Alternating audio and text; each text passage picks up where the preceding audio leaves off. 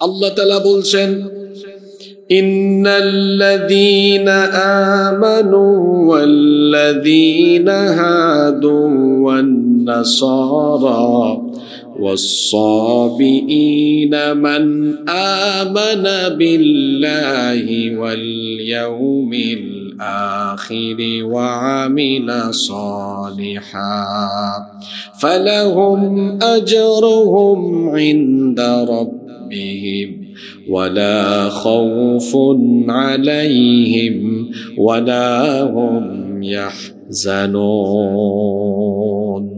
আল্লাহ তাআলা বলছেন, ইন্নাল্লাযীনা আমানু, নিশ্চয়ই যারা ঈমান এনেছে, ওয়াল্লাযীনা হাদু, এবং যারা ইয়াহুদি, ওয়ান নাসারা, এবং নাসারা অর্থাৎ খ্রিস্টান, ওয়াসসাবিঈন, এবং যারা সাবিঈন, ইহুদি, খ্রিস্টান এবং সাবিঈনদের মধ্যে যারা মান আমানা বিল্লাহি ওয়াল ইয়াউমিল আখিরি ওয়া আমিলা সালিহা, এদের মধ্যে যারা আল্লাহর উপরে আখিরাতের উপর ঈমান এনেছে এবং নেক কাজ করেছে, ফালাহুম আজরুহুম ইনদা রাব্বিহিম, তাদের জন্য তাদের প্রতিপালকের কাছে উত্তম প্রতিদান রয়েছে। লা খাউফুন আলাইহিম ওয়ালা হুম ইয়াহজানুন, তাদের জন্য কোনো ভয় নাই, তাদের জন্য কোনো দুশ্চিন্তাও নাই। এখানে ঈমানদারদের পাশাপাশি ইহুদি, খ্রিস্টান এবং সাবিঈনদের প্রসঙ্গ এসেছে। প্রশ্ন হতে পারে, ইহুদি কারা? মনে রাখবেন, ইহুদি কোনো ধর্মের নাম নয়, ইহুদি কোনো ধর্মের নাম নয়, বরং ইয়াহুদি হচ্ছে একটি বিশেষ সম্প্রদায়। ইয়াহুদি হচ্ছে বিশেষ একটি সম্প্রদায়। বনি ইসরাইলের মাঝখানে আবার ইহুদিদের আলোচনা ঢুকলো কেন? বনি ইসরাইল কারা? ইয়াকুব আলাইহিস সালামের 12 জন ছেলে, ইয়াকুব আলাইহিস সালামের সন্তানদের এই বংশধারাকে বলা হয় বনি ইসরাইল। এই যে তার 12 জন ছেলে, ইয়াকুব আলাইহিস সালামের এই 12 জন ছেলের মধ্যে একজন ছেলের নাম হলো ইয়াহুদা। একজন ছেলের নাম কি? ইয়াহুদা। এই ইহুদিদের নামকরণ হয়েছে এই ইয়াহুদা থেকে, এবং এরা এই ইয়াহুদার এই গোষ্ঠী, এরা অসংখ্য নবীদেরকে হত্যা করেছে।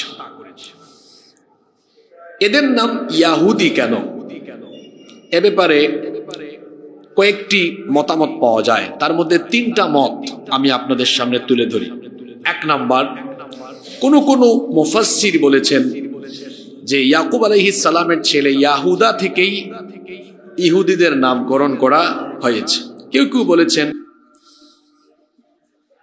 হাউদ শব্দের অর্থ হচ্ছে ঝুঁকে যাওয়া, ঝুঁকে পড়া। ইহুদিরা যখন তাওরাত পাঠ করত তখন তারা সামনে পিছনে এরকম ঝুঁকে ঝুঁকে তেলাওয়াত করত বলে তাদেরকে বলা হয় ইয়াহুদি। আবার কেউ কেউ বলেছেন হাউদ শব্দের অর্থ হচ্ছে আর রুজু, অর্থাৎ ফিরে আসা। যখন মুসা আলাইহিস সালামের সাথে 70 জন বনি ইসরাইলের নেতা তুর পাহাড়ে গিয়েছিল, তারপরে আল্লাহ তাআলার কালাম শুনে, আল্লাহর আওয়াজ শুনে আল্লাহকে দেখতে চেয়েছিল, যখন তাদের মাথার উপরে তুর পাহাড়কে তুলে ধরা হয়েছিল, তখন মুসা আলাইহিস সালাম বলেছিলেন ইন্না হুদনা ইলাইক। মুসা আলাইহিস সালামের সাথে এরা বলেছিল আমরা তোমার প্রতি প্রত্যাবর্তন করলাম। কেউ কেউ বলেছেন ওই যে হুদনা বলে দোয়া করেছিলেন, ওখান থেকে এই শব্দটা এসেছে এবং ইয়াহুদি নিসবত করা হয়েছে। ইহুদিরা মুসা আলাইহিস সালামের পরে যে ঈসা আলাইহিস সালাম এসেছেন এবং আমাদের নবী, শেষ নবী, এই দুইজনকে তারা অস্বীকার করে, এই দুইজনকে তারা মানে না। এবার আসেন খ্রিস্টান কারা? খ্রিস্টানদেরকে কোরআনে কারিমে বলা হয়েছে নাসারা। আসলে নাসারা এই শব্দের অর্থ কি? কাতাদা রাহিমাহুল্লাহ তিনি বলছেন, তাফসীর ইবনে কাসিরের ভেতরে এসেছে, তিনি বলছেন তাদেরকে নাসারা নামকরণ এজন্য করা হয়েছে, তারা নাসারা নামে এক গ্রামের অধিবাসী ছিল, আর সেখানে ঈসা আলাইহিস সালাম তাদের কাছে এসেছিলেন, এই জন্য তাদেরকে বলা হয় নাসারা।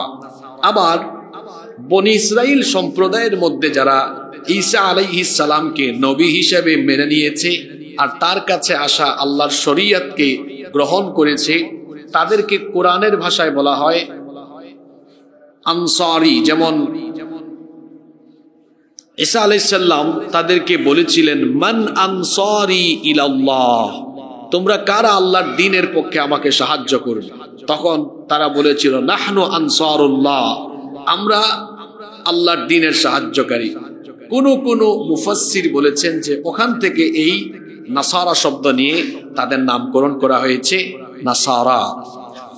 এবার আসেন আরেকটি সম্প্রদায় এই আয়াতে যাদের কথা বলা হয়েছে। এই আয়াতে ইমানদার ছাড়াও আরো 3টা সম্প্রদায়ের কথা বলা হচ্ছে, ইহুদি, নাসারা, আরেকটা হচ্ছে সাবিঈন। সাবিঈন এরা আবার কারা? এ ব্যাপারে মুফাসসিরগণ বিভিন্ন মত পেশ করেছেন।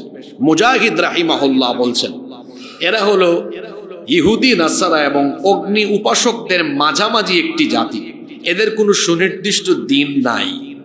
আবার ইমাম হাসান বসরি রাহিমাহুল্লাহ তিনি বলছেন, এরা হলো ফেরেশতা উপাসক জাতি, তারা কিবলার দিকে ফিরে সালাত আদায় করে কিন্তু ফেরেশতাদের উপাসনা করে।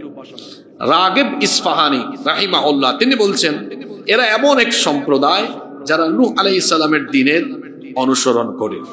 আসলে সাবিঈন হচ্ছে এমন এক জাতি যাদের অস্তিত্ব ইরাক থেকে শুরু করে পূর্ব দিকের দেশগুলোতে দেখা যায়। বর্তমানে ইরাকে এদের অস্তিত্ব বিদ্যমান রয়েছে।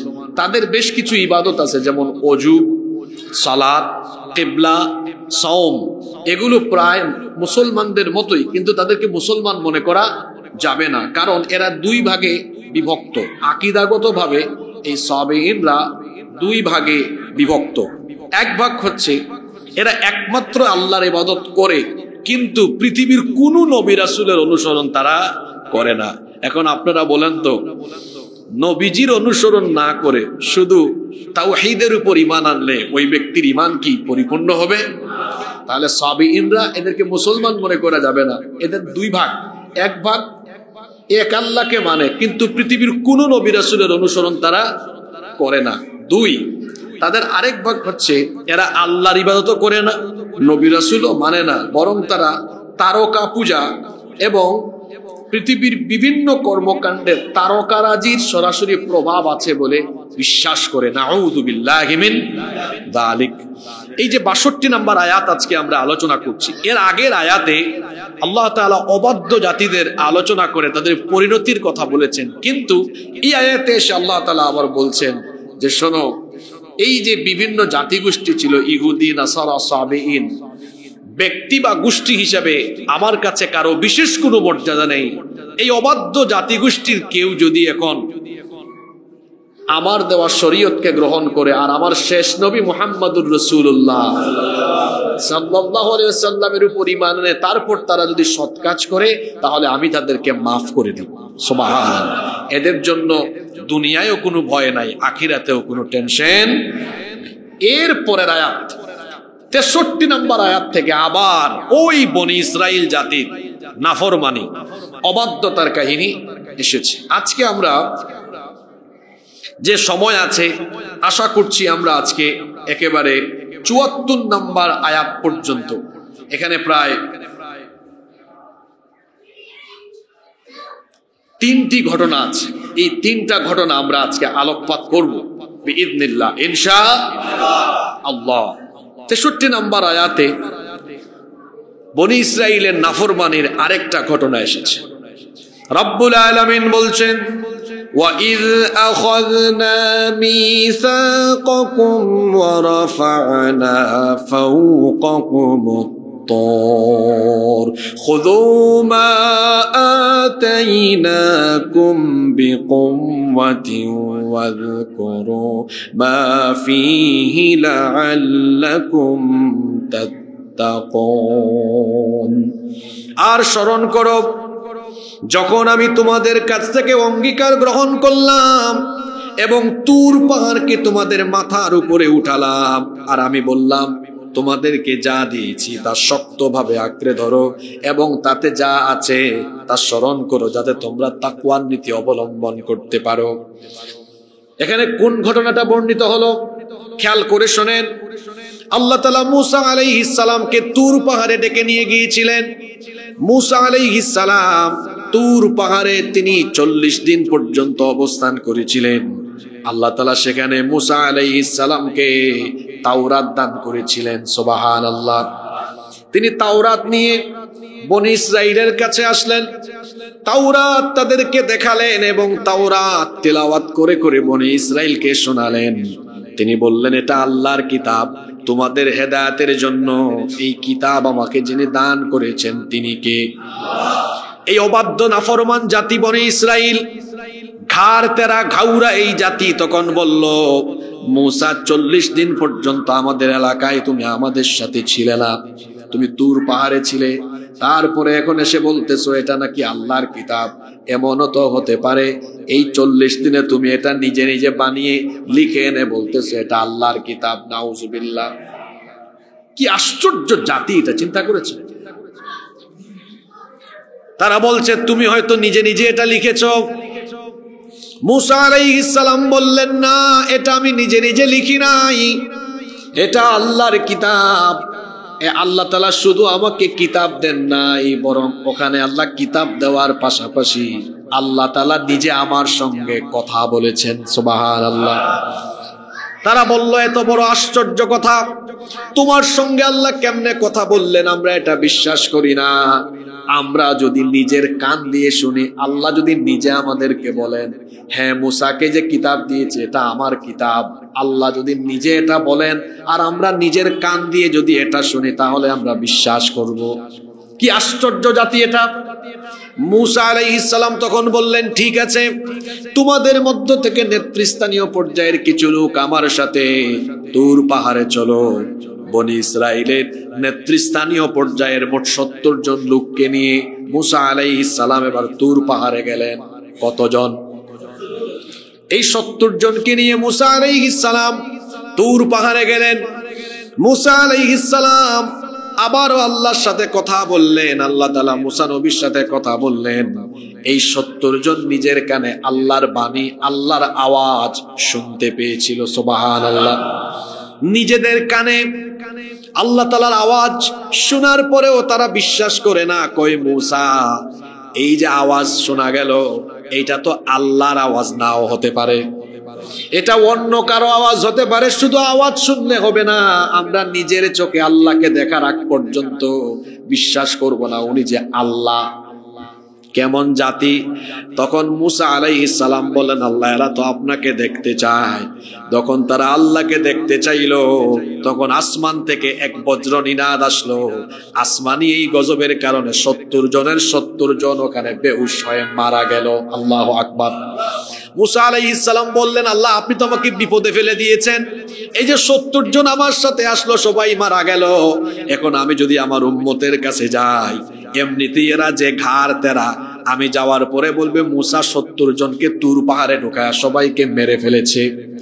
আল্লাহ তুমি আমাকে এই বিপদ থেকে উদ্ধার করে এদের প্রাণ বাঁচাও। আল্লাহ তাআলা মূসা নবীর দোয়া কবুল করে এই 70 জনকে পুনরায় আবার আল্লাহ জীবন দান করলেন। এবার এই 70 জন ভয় পেয়েছে। কয় মূসা আমরা বিশ্বাস করেছি এটা আল্লাহ, আর এই ভুল করব না, আল্লাহকে দেখতে চাইবো না। আমরা বিশ্বাস করলাম এটা আল্লাহর কিতাব এবং আল্লাহ যে গায়েবী আওয়াজ দিয়েছেন আমরা শুনেছি এটা আল্লাহর কিতাবে, এখন আর আমাদের কোনো সন্দেহ। মূসা আলাইহিস সালাম আবার এই 70 জনকে নিয়ে আবার বনি ইসরাইলের কাছে গেলেন। এই 70 জন গিয়ে সত্য কথাই বলল, হ্যাঁ আমরা আল্লাহর আওয়াজ শুনেছি, তিনি নিজে বলেছেন এটা আল্লাহর কিতাব, সুতরাং তোমরা এই কিতাবকে গ্রহণ করো। ঘাড় তেরাই জাতি তখন বলল, না এটা আল্লাহর কিতাব হলেও আমরা গ্রহণ করব না, কারণ আল্লাহর কিতাব মানা শুরু করলে হারাম ছেড়ে দিতে হবে, অন্যায় ছেড়ে দিতে হবে। তারা চিন্তা করে দেখলো আমরা তো দুনিয়ার এই জীবনে দুনিয়ার স্বার্থ সুখ স্বাচ্ছন্দ্য উপভোগ করতে হলে আমরা যদি এই নীতি গ্রহণ করি, আল্লাহর বিধান গ্রহণ করি, তাহলে আমরা হারাম পথে চলতে পারবো না। সেই হাজার হাজার বছর আগের স্বভাবের মানুষ কিন্তু এখনো আপনাদের সমাজে আপনাদের দেশেও আছে। এরা কোরআন দিয়ে মসজিদ চলুক, আল্লাহর আইন দিয়ে মসজিদ চলুক এটা চায়, কিন্তু আল্লাহর আইন দিয়ে সমাজ আর দেশ চলুক এই কথা শুনলে তাদের চেহারা কালো হয়ে যায়। এরা এই যুগের বনি ইসরাইল, এরা এই যুগের। এরকম মানুষ আপনাদের সমাজে নাই তো? হুজুরের সব কথা ভালো লাগে। হুজুর যখন বলে কোরআন দিয়ে দেশ চলুক, দেখছো হুজুরটা রাজনীতি করে, আছে না নাই? তো রাজনীতি কি তোর বাপদাদার সম্পদ নাকি যে শুধু রাজনীতি তুই করবি? হুজুরের অপরাধ কি? হুজুরের অপরাধ কি? আলেম, তিনি তো নবী রাসূলের উত্তরসূরি। নবী রাসূলরা যেভাবে আল্লাহর বিধান কায়েমের কাজ করেছেন, নবীর উম্মত শুধু হুজুর নয়, আলেম নয়, প্রত্যেকটা উম্মত মানুষের তৈরি করা আইন কানুন রাজনীতির মুখে লাথি দিয়ে ডাস্টবিনে ফেলে দিয়ে কোরআনের আইন প্রতিষ্ঠার কাজ করবে। এটা তো শুধু হুজুরের দায়িত্ব নয়, এটা আপনার দায়িত্ব, এটা সকলের দায়িত্ব।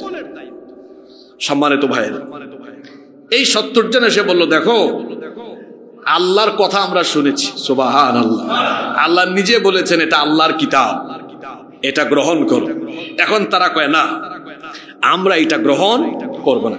কি ঘাউরা জাতি, চিন্তা করছেন? যখন তারা বলে আমরা এটা গ্রহণ করব না, আল্লাহ বললেন দাঁড়া, গ্রহণ করস না কেমনে আমি দেখাই। এরপরে আল্লাহ তাআলা ফেরেশতাদেরকে বললেন, তুর পাহাড়ের একটা অংশকে তাদের মাথার উপরে ধরো।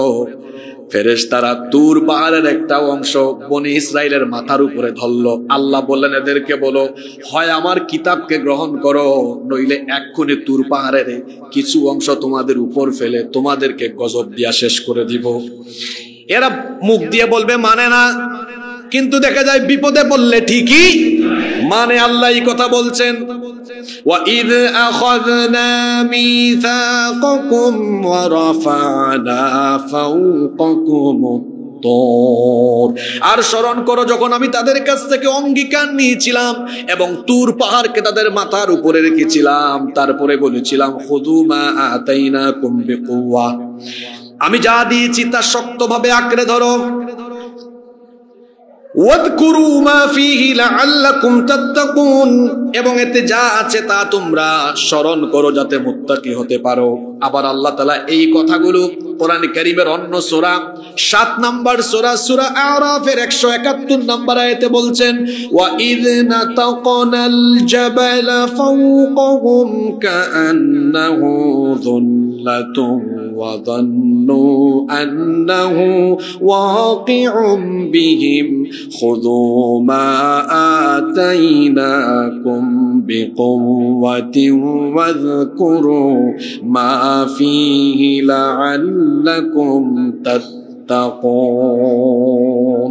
আল্লাহ বলছেন আর স্মরণ করুন যখন এই পাহাড়কে, তুর পর্বতকে তাদের মাথার উপরে রাখা হলো, কাআন্নাহু যুল্লাহ, যা ছিল শামিয়ানার মতো এভাবে রাখা হলো তুর পাহাড়ের একটা অংশকে।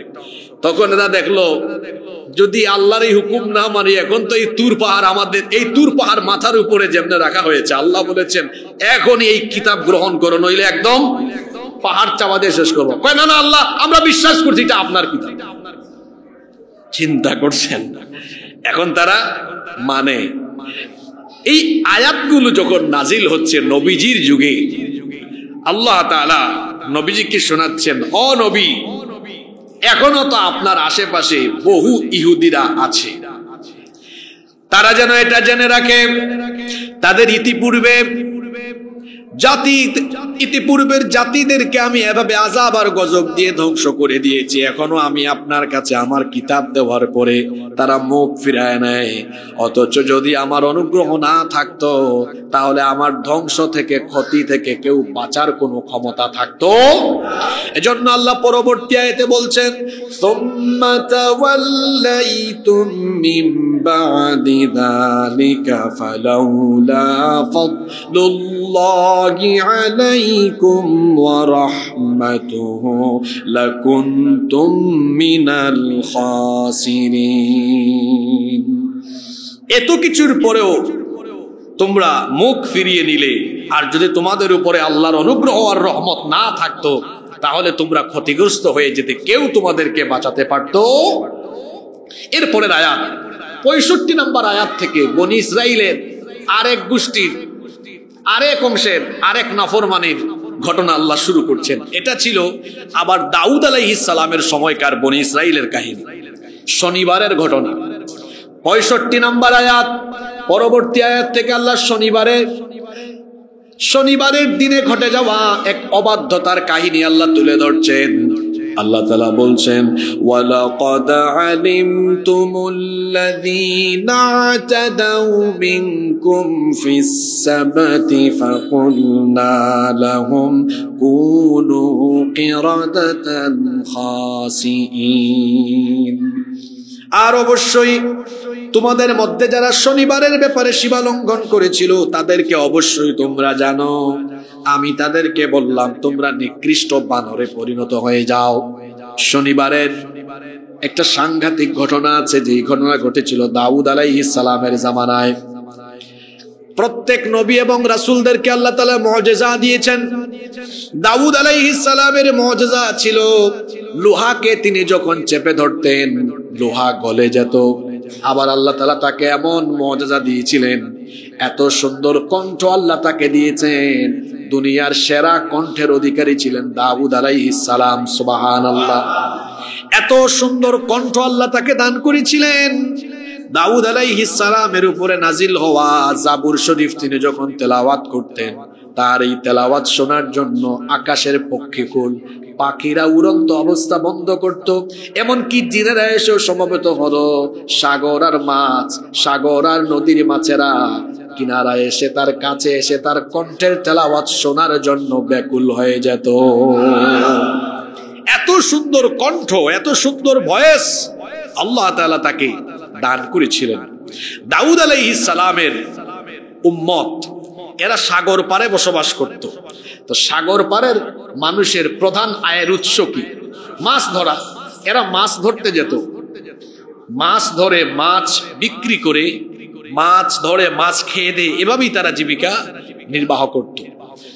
আমাদের এই উম্মতের জন্য যেমন জুমার দিন হলো সাপ্তাহিক ইবাদতের দিন, দাউদ আলাইহিস সালামের উম্মতের জন্য শনিবার ছিল তাদের সাপ্তাহিক ইবাদতের দিন। এবং শনিবারের ব্যাপারে মহান আল্লাহর আদেশ ছিল সেই দিন তারা যেন মাছ না ধরে, সেই দিন তারা যেন মাছ ধরতে না যায়, এই বিধান ছিল কার? কিন্তু এই ঘাড় তেরা জাতি এরা এমন কূটকৌশলতার পথ অবলম্বন করলো, আল্লাহর এই আদেশকে কেন্দ্র করে বনি ইসরাইলের এই লোকেরা 3 দলে বিভক্ত হয়ে পড়ল। কয় দলে? 3 দল। এক দল করলো কি, তারা বলল আল্লাহ তো মাছ ধরতে নিষেধ করেছেন, আটকাইতে তো নিষেধ করেন নাই। তারা করলো কি, বিভিন্ন কৌশল করে বেড়া দিয়ে, আইল দিয়ে, আইল বুঝেন তো আপনারা, বেড়া দিয়ে আইল দিয়ে যে যেমনে পারছে আটকায় রাখছে। আর বলতেছে আল্লাহ তো মাছ ধরতে নিষেধ করেছেন, আমরা কি ধরছি নাকি? আমরা তো আটকায় না রাখছি। তারা শনিবারে বেড়া দিয়ে আইল দিয়ে আটকায় রাখতো, আর রবিবারে তারা ধরে ধরে খুব মজা করে খাইতো। এরা যে কাজটা করলো, আল্লাহর হুকুম মানলো না কৌশল করে অমান্য করলো? কৌশল করে অমান্য করলো। এটা হলো একদল। আর একদল এরা আল্লাহকে ভয় পাইছে, আল্লাহ যেহেতু নিষেধ করেছেন শনিবারে আমরা মাছ ধরতে যাব না, কৌশল করে আটকাবো না। কিন্তু এরা এমন সুফি, ওই যারা মাছ ধরতেছে আটকাইতেছে, মাছ আটকায় রাখতেছে, এদেরকে গিয়ে বাধাও দেয় না। এইরকম মানুষ কম বেশি আমাদের সমাজেও আছে। তার সামনে অন্যায় হবে, জুলুম হবে, তার সামনে একজন মানুষকে খুন করে ফেলবে, তার সামনে বিরাট অন্যায় দেখবে, সে কি করবে? পাশ দিয়ে আস্তে করে চলে যাবে। কি বলেন, এরকম মানুষ আমাদের সমাজে নাই তো?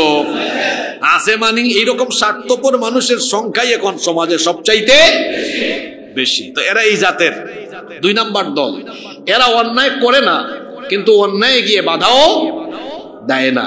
3 নাম্বার দল, এরা করলো কি, মাছ ধরলো না, আটকাইলো না, অন্যায় করে নাই, কিন্তু যারা অন্যায় করছে সেটা দেখে চুপ থাকে নাই, তার ঈমান বলে তাকে যারা অন্যায় হচ্ছে গিয়ে বাধা দেওয়া দরকার। তারা গিয়ে প্রথম শ্রেণীকে বাধা দিল, বলল কি ব্যাপার, আল্লাহ তাআলা নিষেধ করলেন তোমরা মাছ আটকাও কেন, খবরদার এটা করো না। অর্থাৎ 3 নাম্বার লোকেরা সৎ কাজ করেছে, অসৎ কাজে বাধা দিয়েছে। সৎ কাজ কেমনে করলো? আল্লাহর হুকুম মানলো, সৎ কাজ করলো। আর যারা এই সৎ কাজ করে নাই, অসৎ কাজ করছে, মাছ আটকায় রাখতেছে, এদেরকে গিয়া কি দিল? বাধা দিল। তাহলে এই মাছ ধরাকে কেন্দ্র করে বনি ইসরাইলের লোকেরা কয় দলে বিভক্ত হইল? 3 দল। এক দল কি করলো? মাছ আটকাইলো, ওই যে কৌশল করে আটকাইছে, আমি তো ধরি নাই, আটকায় রাখছি না, আদেশ মানছি। আসলে কি আদেশ মানছে? মানে নাই। 2 নাম্বার দল মাছ ধরে নাই, এরা অন্যায় করে নাই কিন্তু অন্যায়কারীদেরকে গিয়ে বাধা দেয় নাই। 3 নাম্বার দল, এরা অন্যায় করে নাই, সৎকর্মশীল মানুষ, কিন্তু অন্যায়কারী অসৎকর্মকারীদেরকে দিয়ে তাদের অসৎ কাজে বাধা দিয়েছে। এই 3 দলে তারা বিভক্ত হয়ে গেল। আল্লাহ তাআলা এই জাতির জন্য গজব রেডি করলেন। এই 3 দলের মধ্যে শুধু 3 নাম্বার দলকে আল্লাহ গজব থেকে মুক্তি দিলেন। সুবহানাল্লাহ। আচ্ছা, 3 নাম্বার দল কারা? সৎ কাজ করেছে, অসৎ কাজে, বলেন 3 নাম্বার দল কারা? সৎ কাজ করেছে, অসৎ কাজে বাধা দিয়েছে। আল্লাহ এদেরকে হেফাজত করে দিলেন। এদেরকে হেফাজত করে প্রথম 2 গ্রুপ, এরা কারা? 1 নাম্বার অন্যায়কারী, 2 নাম্বার অন্যায় দেখে চুপচাপ থেকেছে, অন্যায়কে বাধা দেয় নাই। এই 2 গ্রুপে 70,000 ইহুদিকে আল্লাহ একদিনে যুবকদেরকে বানর বানিয়েছেন আর বৃদ্ধদেরকে শূকর বানিয়ে দিয়েছেন। নাউযুবিল্লাহি মিন। যুবকদেরকে কি বানিয়েছেন? বানর, আর বৃদ্ধদেরকে শূকর বানিয়েছেন। এই ঘটনা আল্লাহ তাআলা এই 65 নম্বর আয়াতে বলছেন, وَلَقَدْ عَلِمْتُمُ الَّذِينَ اعْتَدَوْا مِنكُمْ فِي السَّبْتِ فَقُلْنَا لَهُمْ كُونُوا قِرَدَةً خَاسِئِينَ। আর অবশ্যই তোমাদের মধ্যে যারা শনিবারের বিধান লঙ্ঘন করেছিল তাদের ব্যাপারে তোমরা জানো, তাদেরকে আমি আল্লাহ নিকৃষ্ট বানর আর শূকরে পরিণত করে দিয়েছিলাম। ফাজআলনাহা নাকালান লিমা বাইনা ইয়াদাইহা ওয়া মা খালফাহা ওয়া মাউইযাতান লিল মুত্তাকিন। আর এই ঘটনাকে আমি সেই সময়ের এবং পরবর্তী সময়ের সকলের জন্য দৃষ্টান্ত বানিয়েছি। আর এই ঘটনাটা কোরআনে এই জন্য বর্ণনা করেছি যাতে করে তোমরা মুত্তাকি হয়ে এই ঘটনা থেকে উপদেশ নিতে পারো। এই ঘটনাতে আমাদের জন্য উপদেশ আছে না নাই? কি উপদেশ? উপদেশটা হলো এই, আপনি শুধু সৎ কাজ করলেই আযাব থেকে, গজব থেকে বাঁচতে পারবেন না, বরং সৎ কাজ করে অসৎ কাজে আপনাকে বাধা দিতে হবে। আল্লাহর নবী বলেছেন, তোমাদের মধ্যে যারা অন্যায় দেখবে, সামর্থ্য যদি থাকে তাহলে কি দিয়ে বাধা দিবে? ফালইউগাইয়িরহু বিয়াদিহি, হাত দিয়ে বাধা দিবে। ক্ষমতা আছে, হাত দিয়ে বাধা দিবে। আর যদি সেটা কেউ না পারে, ফালইউগাইয়িরহু বিলিসানিহি, তার জবান দিয়ে বাধা দিবে, অর্থাৎ জবান দিয়ে, মুখ দিয়ে প্রতিবাদ করবে, বক্তৃতা করবে। এটাও যদি কেউ না পারে তাহলে সে তার অন্তর দিয়ে তা ঘৃণা করবে। এখন বাংলাদেশের মানুষ এই হাদিসের সঠিক ব্যাখ্যা অনেকেই জানে না। সে মনে করে ঠিক আছে ভাই, আমি অন্যায় দেখলাম, অন্তর দিয়া ঘৃণা করলাম, কাজটা খারাপ। এতটুকু কথা বোঝানো হয়নি, বরং মুহাদ্দিসিনরা বলেছেন অন্তর দিয়ে ঘৃণা করার মানে হলো শুধু এই কাজটা খারাপ বলে চুপচাপ বসে থাকা, এটা নয়, বরং চিন্তা ভাবনা করা কিভাবে এই অন্যায় থেকে এই জাতিকে বাঁচানো যায়, এ ব্যাপারে চিন্তা ভাবনা করা। রাসূল বলেছেন যালিকা আদআফুল ঈমান, এটা হলো সবচেয়ে দুর্বল ঈমানদারের পরিচয়। কিন্তু শক্তিশালী ঈমানদার হাত দিয়ে অন্যায় বাধা দিবে, সেটা না পারলে জবান দিয়ে দিবে।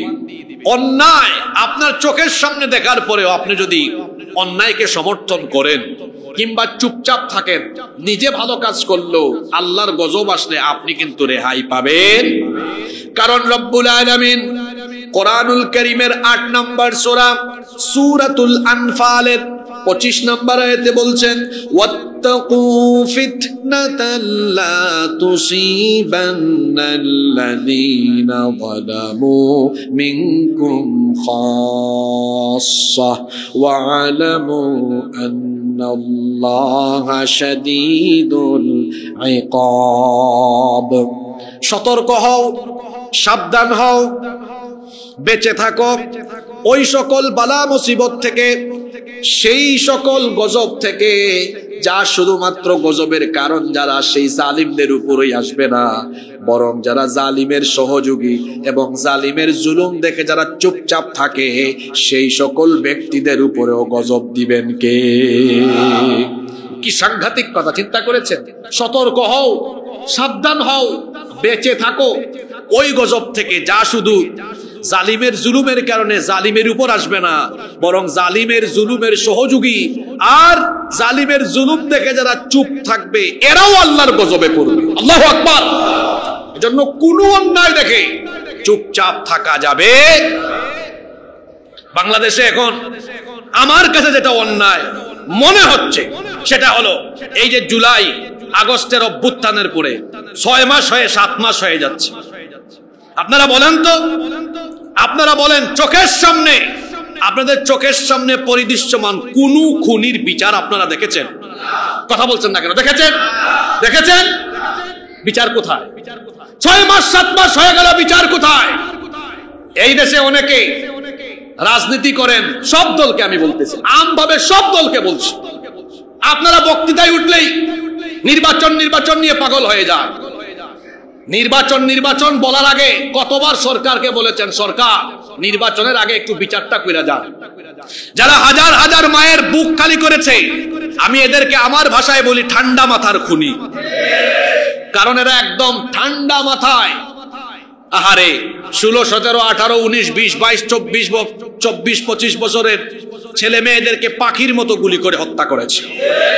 এখনো অনেক ছেলে মেয়ে এখনো হাসপাতালে চিকিৎসাধীন, এখনো অনেকে আহত হয়ে আছে, অনেকে পঙ্গুত্ব বরণ করেছে। যাদের ত্যাগ, রক্ত আর জীবনের বিনিময়ে, যাদের ত্যাগ, রক্ত আর জীবনের বিনিময়ে নিঃশ্বাস নিয়ে বাহিরে এখন চলাফেরা করতে পারেন। আগে তো আপনি ঘর থেকে বের হইতে পারতেন না। এখন আপনি আপনার রাজনৈতিক সবাই গিয়ে বক্তব্য দেন, বের হতে পেরেছেন। আপনি তো বের হতে পারতেন না। যেই ছাত্রদের ত্যাগ, রক্ত আর জীবনের বিনিময়ে এই স্বাধীনতাটুকু পেয়েছেন, আপনার দায়িত্ব হলো অন্ততপক্ষে নির্বাচন বলার আগে যাদের ত্যাগ, রক্ত আর জীবন গেল, যাদের উপরে এই অত্যাচার করা হয়েছে, সেই জালিমদের জুলুমের বিচার চাওয়া, এটা প্রত্যেকটা নাগরিকের দায়িত্ব, কর্তব্য। এজন্য আমি ইউনূস সরকারকে বলবো, সংস্কার এবং নির্বাচন হবে এই দেশে পরে। ঠান্ডা মাথার খুনিদেরকে যারা দেশ থেকে পালিয়ে গিয়েছে সব কয়টাকে ধরে এনে বিচার করে ফাঁসির কাস্টে ঝুলাতে হবে। এরা এমন খুনি, এক একজন কত খুন করেছে, এরা একবার ফাঁসি দিলে হকও আদায় হবে না, বরং যত হাজার হত্যা হয়েছে আমার দৃষ্টিতে এর তত হাজারবার ফাঁসি দেওয়া দরকার। সম্মানিত ভাইয়েরা, এটাও জুলুম। এদের পক্ষে কথা বলতে হবে আপনাকে। গিয়ে দেখুন হাসপাতালে এখনো এই ছেলে মেয়েরা হাসপাতালে চিকিৎসাধীন আছে, অনেকে চিকিৎসা পায় না, পঙ্গুত্ব বরণ করেছে অনেকে। কি বলেন, আছে না নাই? অনেক মায়ের বুক খালি হয়েছে, অনেক বাপ সন্তান হারিয়েছে। সেই মা বাপ জানে যারা সন্তান হারিয়েছে। আমি আপনি আজকে স্বাধীনভাবে চলাফেরা করতে পারি। আপনি তো এর আগে কুড়ে ঘরে লুকিয়েছিলেন, হঠাৎ করে বের হয়েছেন, বের হয়ে নির্বাচন, আপনি তো বের হতে পারতেন না। এই ছেলেদের রক্ত ত্যাগ আর জীবনের বিনিময়ে এই সুযোগটুকু পেয়েছেন, সুতরাং নাফরমানিটুকু কমায়া করেন। আগে সবাইকে বিচার চাইতে হবে। এদের বিচারের দরকার আছে না নাই? জোরে বলেন, বিচারের দরকার আছে না নাই? এমন জালিম বিভিন্ন মসজিদে এই রকম আলোচনা চলাকালীন অবস্থায় বহু ইমাম খতিবের গায়ে তারা হাত দিয়েছে, বহু ইমাম খতিবকে হুমকি দিয়েছে, নিরপরাধ আলেমদেরকে জেলখানায় ঢুকায় কষ্ট দিয়েছে, বহু মানুষকে হত্যা করেছে। এই খুনিদের খুনের বিচার হওয়ার দরকার আছে না নাই? জোরে বলেন, আছে না নাই? যদি এই খুনিদের খুনের বিচার না হয়, তাহলে যারা জীবন দিল, যারা আহত, যারা পঙ্গু, এদের উপর জুলুম হবে, এদের উপর জুলুম হবে। এই যে ছাত্ররা গত 2-3 দিন ধরে আবার খেপে গেছে, এমনি খেপে নাই। ওরা কত অপেক্ষা করবে বলেন? 6 মাস 7 মাস হয়ে গেছে। আপনারা কেউ কি চিন্তা করেছেন এত মাস হয়ে গেল? 6 মাস না 7 মাস হইল? হিসাব করেন তো। August, September, October, November, December, January, February শুরু হয়েছে, মানে 6 মাসের উপরে 7 মাস রানিং। বিচার দেখেছেন? বলেন, বিচার দেখেছেন? কোন বিচারের রায় হয় না কেন? দ্রুত গতিতে দ্রুত ট্রাইব্যুনালে বিচার করতে হবে, কারণ খুনিদের জালেমদের বিচারে কোনো প্রকার দেরি করা যাবে না।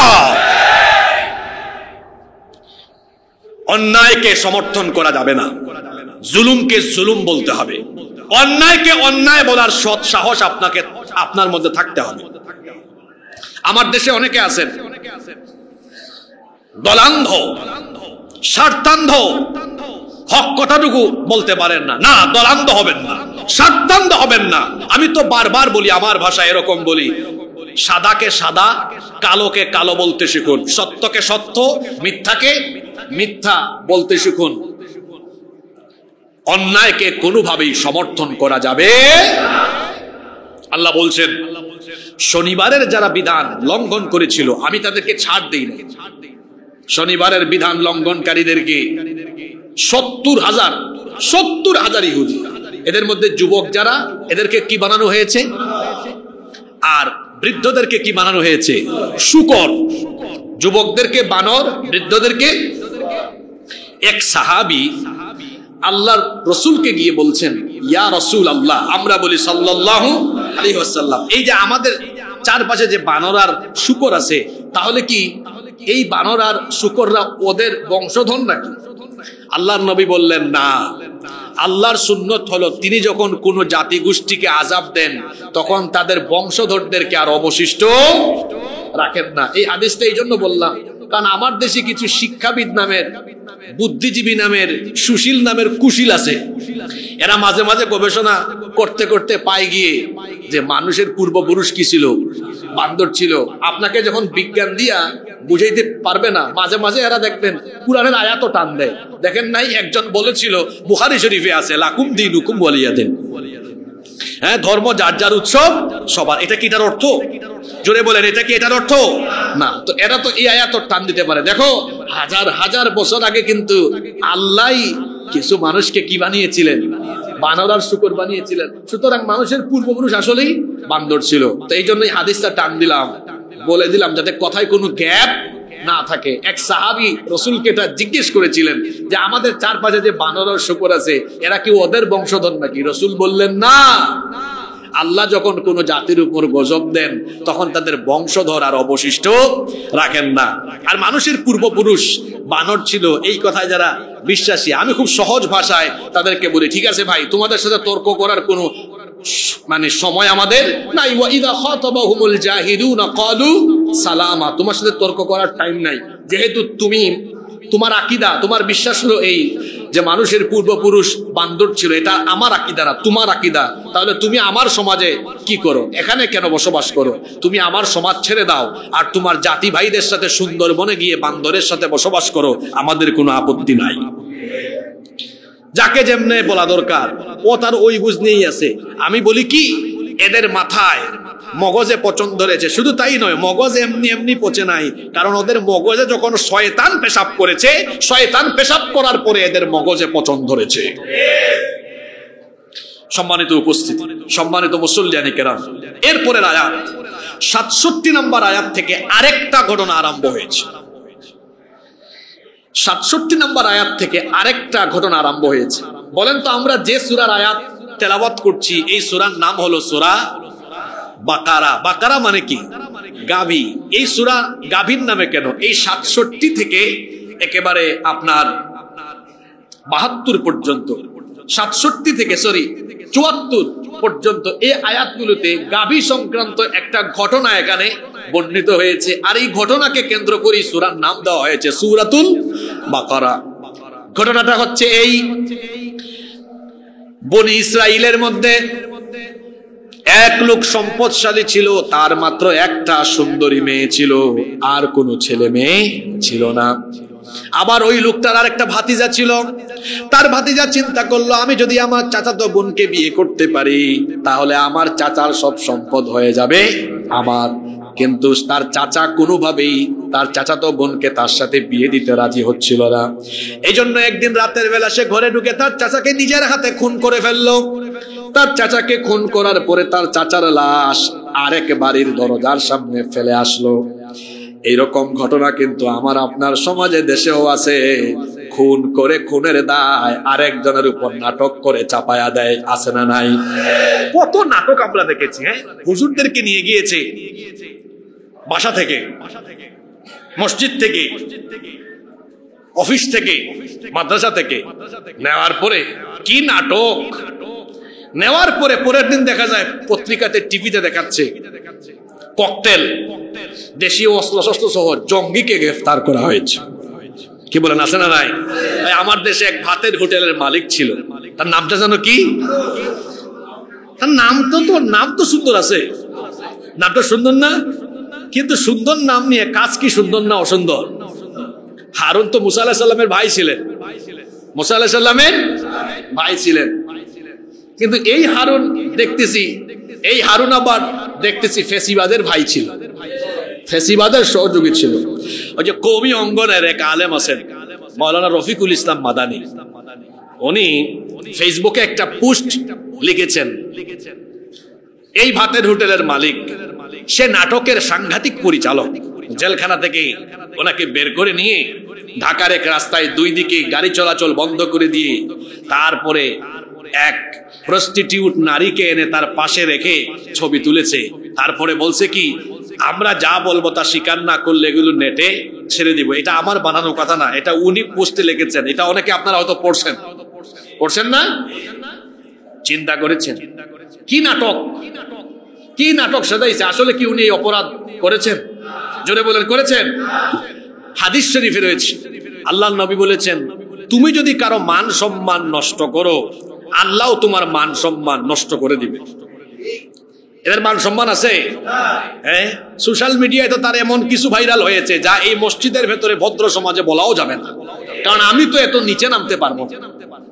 আপনি যাকে অসম্মান করবেন, আল্লাহ আপনাকে অসম্মান করার দায়িত্ব নেবেন। আল্লাহ রসুল বলেছেন, যে ব্যক্তি কোনো মুসলমানকে অসম্মান করবে, ওই ব্যক্তিকে অসম্মান করার দায়িত্ব আমি আল্লাহ নিজে গ্রহণ করি। আল্লাহু আকবার। আল্লামা সাঈদীকে ধর্ষণকারী বানায়া মানুষের থেকে জনবিচ্ছিন্ন করতে চেয়েছেন। এই যে আল্লামা সাঈদী রহমতুল্লাহ আলাইহির স্মৃতি বিজড়িত তফসির কয়েকদিন আগে গেল, আমি চট্টগ্রামে ছিলাম না, নইলে আমিও আপনাদের সাথে এই ইতিহাসের সাক্ষী হতে অংশ নিতাম। কিন্তু যতটা দেখলাম দূর থেকে সোশ্যাল মিডিয়ায়, ফেসবুকে, ইউটিউবে, ওনার নাম যতবার বলা হচ্ছিল হাজার হাজার মানুষ কেঁদেছে, এবং যতবার বলা হচ্ছিল মানুষের ভেতর থেকে এক ধরনের আবেগের বহিঃপ্রকাশ ঘটেছে। ওনাকে ধর্ষণকারীর মতো জঘন্য অপবাদ দিয়ে যারা তাকে জনবিচ্ছিন্ন করা চেষ্টা করেছে, আল্লাহ কি গজব দিয়েছেন এদেরকে। আজকে ওরা নিজেরাই জনবিচ্ছিন্ন হয়ে দেশ থেকে চোরের মতো পালিয়ে যেতে বাধ্য হয়েছে। আজকে এদের পক্ষে কেউ দাঁড়ায়া কথা বলার সাহসও করতে পারে। কি আশ্চর্য এক অবস্থা! এই গজব এসেছে কার তরফ থেকে? ইতিহাস এমন, আপনি যা করবেন ইতিহাস আপনাকে তা ফিরিয়ে দিবে। ইতিহাস এমনই, আপনি যেটা করবেন তা আপনাকে ফিরাই দিবে। এই যে ছাত্র জনতা মিলে যে কামটা করলো, বুলডোজার কর্মসূচি পালন করলো, যদিও আমরা তাদেরকে এ ব্যাপারে উদ্বুদ্ধ করি না, উৎসাহিত করি না, কিন্তু এগুলো দেখে আমাদের কাছে মনে হয় এগুলো হয়তো মানুষের মনের ক্ষোভের বহিঃপ্রকাশ। বুলডোজারের কর্মসূচি তো আজকের না, ওই সাতক্ষীরায় কত মানুষের ঘর বাড়ি বুলডোজার দিয়ে ধ্বংস করা হয়েছে। সেই 2009, 10, 11, 12 সালের কথা আমি বলছি। ওই যে ইতিহাস কাউকে ছাড়ে না, আপনি যা করবেন কোনোভাবেই তা আবার ফিরে পাবেন। কিন্তু আমরা এগুলোকে উদ্বুদ্ধ করি না, উৎসাহিত করি না, বা ছাত্রদেরকে আমরা উস্কাই দিই না, যাও এগুলা গিয়া করো। বরং আমরা সবাইকে বলি নীরব হতে, সংযত হতে। কিন্তু আমার কাছে মনে হয় এই যে এত কিছু বলার পরেও সংযত থাকে না, হয়তো বা তাদের মনে চরম ক্ষোভ জমেছে, এই ক্ষোভের বহিঃপ্রকাশ হয়তো ঘটছে। যাই হোক, আল্লাহ তাআলা এই জাতিকে সুশৃঙ্খল এবং হেফাজত করেন, বলেন আমিন। কারো মান ইজ্জত নষ্ট করলে আল্লাহ আপনাকে ছাড়বেন না, আপনাকেও বেইজ্জত করে দিবেন কে? তো যে ঘটনায় ছিলাম সেই ঘটনায় আবার ফিরে যাই। বনি ইসরাইলের এক ব্যক্তি ছিল ধর্ণাঢ্য, তার ঘরে সুন্দরী মেয়ে ছিল, আর কোনো ছেলে মেয়ে তার ছিল না, একমাত্র একটা মেয়ে তার ঘরে ছিল। তার ভাতিজা চিন্তা করলো, আমি যদি আমার চাচাতো বোনকে বিয়ে করতে পারি, আমার চাচার সব সম্পদের মালিক আমি হয়ে যাব। তার চাচার কাছে বিবাহের প্রস্তাব দিলে তার চাচা রাজি হয় নাই। অবশেষে সে তার চাচাকে এক রাতে বাড়িতে ঢুকে নিজের হাতে খুন করলো। তারপরে তার চাচার লাশকে আরেক বাড়ির দরজার সামনে ফেলে আসলো। সকালবেলা বিষয়টা নিয়ে পুরা এলাকা এই ঘটনাকে কেন্দ্র করে পুরা এলাকার মধ্যে এক ধরনের বিশৃঙ্খল পরিস্থিতি সৃষ্টি হয়ে গেল। সে গিয়ে দোষারোপ করছে আমার চাচাকে এই বাড়ির লোকেরা হত্যা করেছে। সেই বাড়ির লোকেরা বলতেছে না, আমরা হত্যা করি নাই। আর সে ওই সময় কান্না অভিনয় করে বলতেছে আমার চাচাকে তোমরা মেরে ফেলেছো। হাজার হাজার বছর আগে যেমন নিজের হাতে খুন করে কান্না করে অভিনয় করেছে, এদের উত্তরসূরিরা কিন্তু এখনো আছে, নিজেরা খুন করে মিডিয়ার সামনে তারপরে কান্নাকাটির অভিনয় করে। কি বলেন, আছে না? তুমুল এক ঝগড়া আরম্ভ হলো। এই বিষয়টিকে কেন্দ্র করে ওই এলাকা, পুরা এলাকা বিশৃঙ্খল হয়ে গেল। অবশেষে বনি ইসরাইলের নেতারা বলল, শুনছি মুসার সাথে তার আল্লাহ কথা বলেন, সুতরাং মুসার কাছে গিয়ে জিজ্ঞেস করি, সে যদি সত্যি নবী হয় আল্লাহকে যেন জিজ্ঞেস করে যে এই ঘটনা কে ঘটালো, খুন কে করেছে। যদি সে এটা বের করে দিতে পারে তাহলে আমরা ঈমান আনা যায় কিনা চিন্তা ভাবনা। দেখেন কি ঘাউরা, কি ঘাট তেরা জাতীয়। গিয়েছে মুসা নবীর কাছে, গিয়ে বলতেছে মুসা, এই যে একটা খুন হলো, তার ভাতিজা বলতেছে এই বাড়ির মানুষ খুন করেছে, আর এই বাড়ির মানুষ বলে তারা খুন করে নাই। এখন আসল খুনিকে আমরা বেরও করতে পারতেছি না। তোমার আল্লাহকে জিজ্ঞেস করো এই ঘটনাটা কে ঘটিয়েছে, তিনি যেন জানিয়ে দেন। যদি জানিয়ে দেন তোমার উপর ঈমান আনা যায় কিনা আমরা চিন্তা ভাবনা করব। তারা যখন মুসা আলাইহিস সালামকে এই কথা গিয়ে বলল, আল্লাহ তাআলা তখন মুসা আলাইহিস সালাম আল্লাহ তাআলার সাথে কথা বলা আরম্ভ করলেন। আল্লাহ তাআলা মুসা আলাইহিস সালামকে বললেন, ও মুসা, আমি এক বাক্যে জবাব দিব না, বরং একটা ঘটনা ঘটাই, তারপরে আমি এদেরকে জবাবটা দেই। কারণ এরা তো বলে মরার পরে আর নাকি আল্লাহ জীবিত করতে কাউকে পারবেন। তারা বলে কিয়ামত নাই, আখেরাত নাই। তুমি এদেরকে এত দাওয়াত দাও আখেরাত আছে, কিয়ামত আছে, কিন্তু তারা বলে আখেরাত নাই, কিয়ামত নাই। আখেরাত আছে, কিয়ামত আছে, ব্যাপারটা আমি তাদেরকে বুঝায় দিব। বুঝায় দেওয়ার পাশাপাশি এই ঘটনার প্রকৃত হত্যাকারী তার ব্যাপারেও আমি তাদেরকে জানিয়ে দিব। তুমি তাদেরকে বলো এই ঘটনার হত্যাকারী তারা যদি জানতে চায় তাহলে তারা যেন একটা গাভী জবাই করে। কি জবাই করে? আল্লাহ এতটুকু কথা বললেন, গাভী জবাই করো। যদি বনি ইসরাইলের লোকেরা যে কোনো রকমের একটা গাভী জবাই করতে হয়ে যেত, কিন্তু এদের স্বভাব হলো এরা ঘাউরা, ঘাড়তেরা, নিজেরা ঘাড়তেরামি করে করে এই বিষয়টাকে, সহজ বিষয়টাকে তারা জটিল বানিয়ে ফেললো। সহজ এই বিষয়কে তারা কি করে জটিল এবং কঠিন বানালো, আল্লাহ তাআলা এখানে ডিটেইলস আলোচনা করেছেন। মুসা আলাইহিস সালাম তাদেরকে বললেন, ওয়া ইয ক্বালা মুসা লিকওমিহি ইন্নাল্লাহা ইয়া'মুরুকুম আন তাযবাহু বাকারা।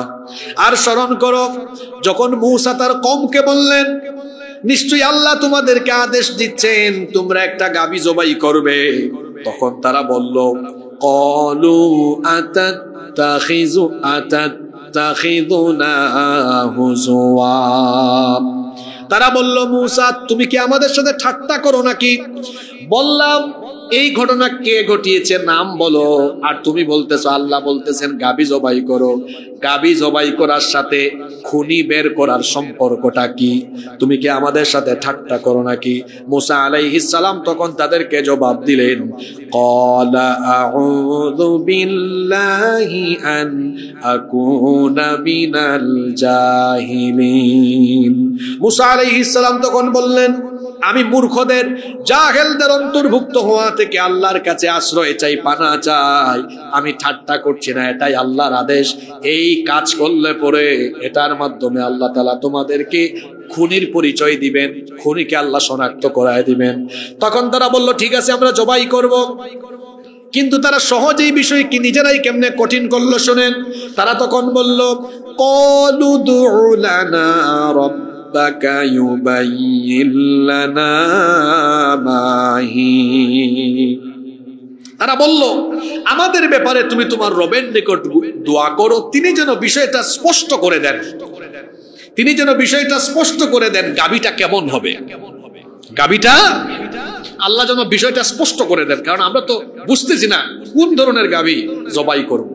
আল্লাহ তো বলছেন গাভী জবাই করো, যে কোনো একটা জবাই করলেই হইতো, কিন্তু তারা বলছে না, আমাদের ব্যাপারে আল্লাহকে জিজ্ঞেস করো কি রকমের গাভী আমরা জবাই করব।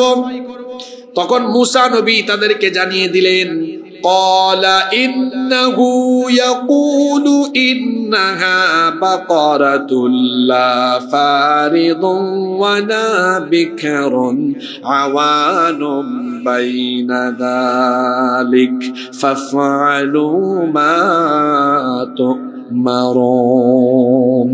মুসা আলাইহিস সালাম তাদেরকে বললেন, আল্লাহ তাআলা জানিয়ে দিয়েছেন, তিনি বলেছেন নিশ্চয়ই এটা এমন এক গাভী হবে যা বয়স্ক হবে না, কম বয়সীও হবে না, আওয়ানুম বাইনা যালিক, বরং মাঝামাঝি ধরনের অর্থাৎ মধ্যবয়স্ক হবে।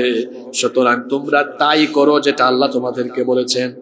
দেখেন, তারা যদি একটা মধ্যবয়সী যে কোনো রকমের গাভী এনে জবাই করতে হয়ে যেত, কিন্তু এদের স্বভাব তো হলো এরা ঘাড় তেরা, বিষয়টাকে তারা নিজেরা আরো জটিল এবং কঠিন বানালো।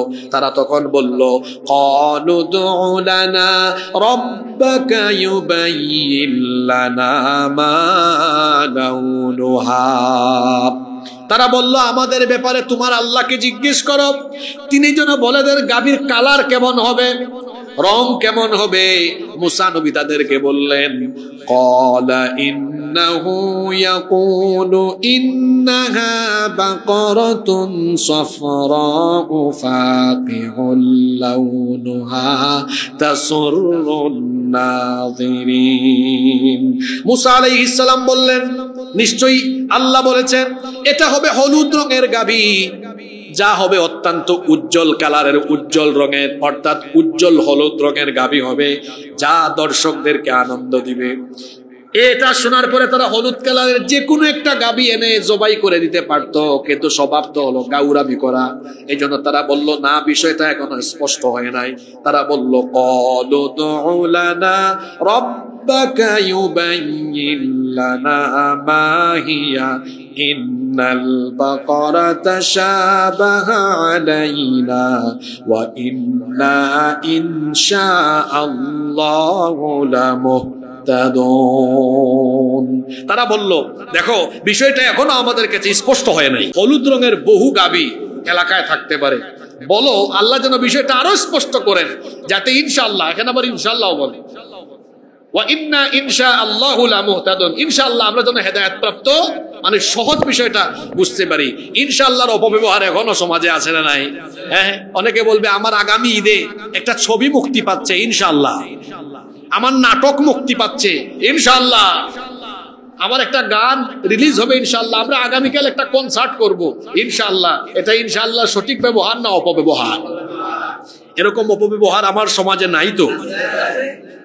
এরা বলতেছে, মুসা বিষয়টা এখনো ক্লিয়ার হয় নাই, আল্লাহকে বলো আরো ক্লিয়ার করতে, যাতে ইনশাআল্লাহ আমরা যাতে সহজে বিষয়টা বুঝতে পারি। তখন মুসা নবী তাদেরকে জানিয়ে দিলেন, ক্বালা ইন্নাহু ইয়াকুলু ইন্নাহা বাকারাতুল লা যালুলুন তুসিরুল আরদা ওয়া লা তাসকিল হারসা মুসাল্লামাতুল লা শিয়াতা ফিহা।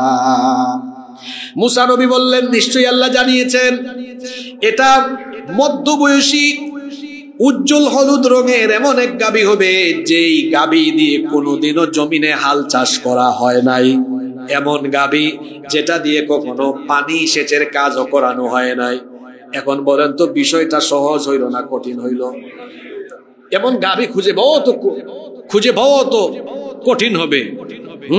যে এমন গাভী যেটা দিয়ে কোনোদিন হাল চাষ করানো হয় নাই, পানি সেচের কাজেও তাকে ব্যবহার করানো হয় নাই।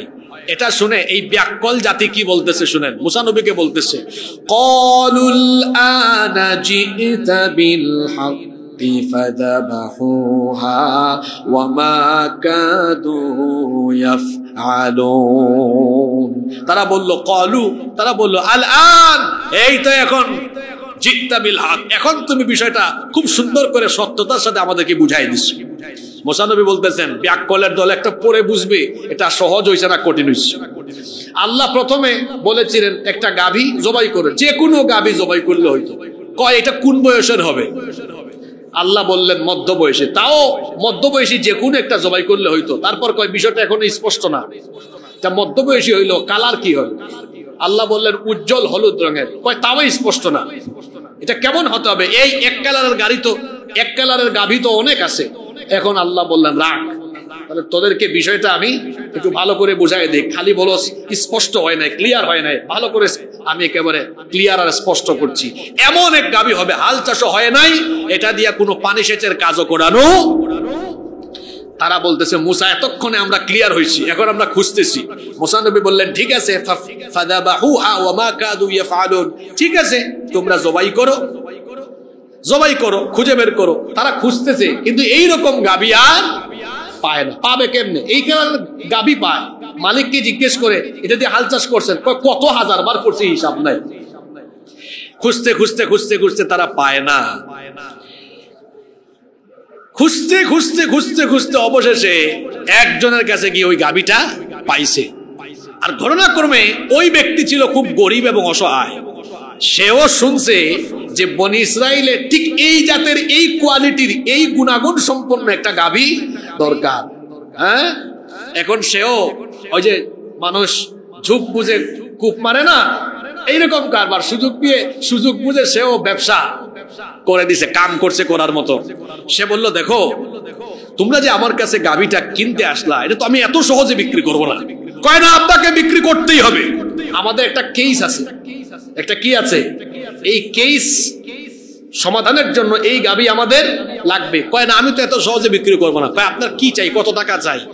কয় কি কত টাকা, আমি যা চাইবো দিতে পারবা? কয় দিব তো। তারা ভাবছে কত আর বলবে, একটু বাড়ায় না হয় বলবে কয়েক হাজার দিরহাম দিয়ে দিব। কয় শোনো, এটা কিনতে হলে কোনো দিরহাম টিরহাম দেওয়া হবে না, এই গাভীর চামড়া ভর্তি স্বর্ণ আমাকে দেওয়া লাগবে। আল্লাহু আকবার। তারা করবে কি? কেসের তো সমাধান করতে হবে। অবশেষে বাধ্য হয়ে এই গাভীর চামড়া ভর্তি স্বর্ণ দিয়ে তারা এই গাভীটা কিনে আনলো। এনে বলল মুসা বহুত কষ্ট হইছে গাভীটা মিলাইতে, এখন বলো কি করতে হবে? মুসা নবী বললেন কি করতে হবে জানো না? জবাই করে এটা। তারা জবাই করলো। এরপরে বলল মুসা জবাইও তো করলাম, এখন বলো হত্যাকারীর পরিচয় কেমনে জানবো? তখন মুসা নবী তাদেরকে আল্লাহর দেওয়া শেখানো ভাষা অনুযায়ী কি বললেন? আল্লাহ পরের আয়াত থেকে সেগুলো বলে দিলেন। ওয়া ইয কাতালতুম নাফসান ফাদারাতুম ফিহা ওয়াল্লাহু মুখরিজুম মা কুনতুম তাকতুমুন। আর স্মরণ করো যখন তোমরা একজনকে হত্যা করলে, সে ব্যাপারে যখন তোমরা একজন আরেকজনকে দোষারোপ করছিলে, তখন আল্লাহ তাআলা প্রকাশ করে দিলেন যা গোপন ছিল, অর্থাৎ হত্যাকারীর পরিচয় গোপন ছিল, সেটা প্রকাশ করে দিলেন কে? কেমনে প্রকাশ করা হলো? যখন এই গাভীকে জবাই করা হলো, তখন আল্লাহ মুসা নবীকে বললেন, মুসা এদেরকে বলো ফাকুল নাদরিবুহু বিবাদিহা কাযালিকা ইউহয়িল্লাহুল মাউতা ওয়া ইউরিকুম আয়াতিহি লাআল্লাকুম তাকিলুন। মুসা এদেরকে বলো এই জবাই করা গাভীর গোশতের কিছু অংশ দিয়ে ওই মৃত ব্যক্তিকে হালকা আঘাত করতে।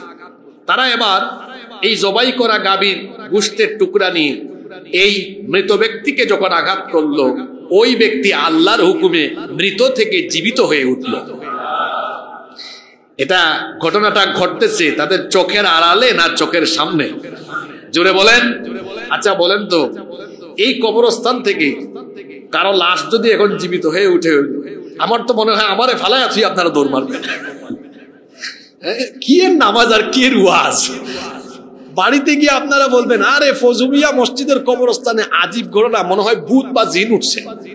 থাকবে আর হ্যাঁ, যেই মানুষ রাতের বেলা মসজিদের পাশ দিয়ে, কবরস্থানের পাশ দিয়ে যাইতেও অনেকে কি করে ভয় পায়। শোনেন, কবরস্থান আর মসজিদের পাশ দিয়ে যাইতে রাতের বেলা ভয় পাবেন না, কারণ এই দুইটা জায়গা হলো নিরাপদ জায়গা। সুবহানাল্লাহ। নিরাপদ জায়গা। কেন ভয় পান? যেই মানুষ রাতের বেলা কবরস্থানের পাশ দিয়ে যায় না, পুরুষ মানুষ 30 বছরের যুবক, কয় না হুজুর এইদিকে কবরস্থান আছে আমি যাব না। কেন? কয় না ভয় লাগে।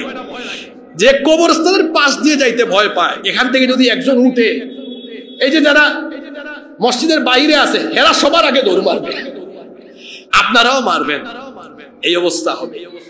তো কাহিনীটা হইল কি, এই বনি ইসরাইলের এদের চোখের সামনে ওই জবাই করা গাভীর গোশতের টুকরা দিয়ে হালকা আঘাত করা মাত্রই ওই ব্যক্তি আল্লাহর হুকুমে মরা থেকে জিন্দা হয়ে উঠেছে। আল্লাহু আকবার। এই কাহিনী তারা দেখলো। এরপরে মুসা নবী বললেন, বলো তো তোমাকে কে হত্যা করেছে? ওই যে দাঁড়ায় দাঁড়ায় কান্দে, কান্দার অভিনয় করে আমার ভাতিজাই আমাকে হত্যা করেছে। আল্লাহু আকবার বলেন। তারা এটা দেখলো।